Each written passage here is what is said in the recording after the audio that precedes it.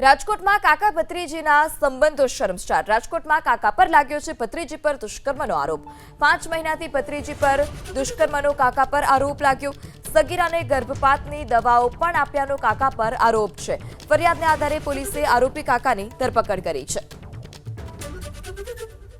ત્યારે રાજકોટની આ ઘટના કે જ્યાં કાકા ભત્રીજીના સંબંધ પર લાંછન લગાવતી આ ઘટના સામે આવી છે, જે કાકા કે જેણે ભત્રીજી પર દુષ્કર્મ આચર્યું અને ભત્રીજીને ગર્ભપાતની દવા આપી હોવાનો પણ કાકા પર આરોપ લાગ્યો છે। આ સમગ્ર મામલે પોલીસ ફરિયાદ નોંધાતા પોલીસે આરોપી કાકાની ધરપકડ કરી છે।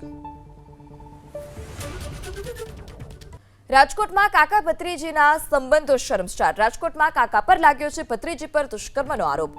5 મહિનાથી ભત્રીજી પર દુષ્કર્મનો કાકા પર આરોપ લાગ્યો। સગીરાને ગર્ભપાતની દવાઓ પણ આપ્યાનો કાકા પર આરોપ છે। ફરિયાદના આધારે પોલીસે આરોપી કાકાની ધરપકડ કરી છે।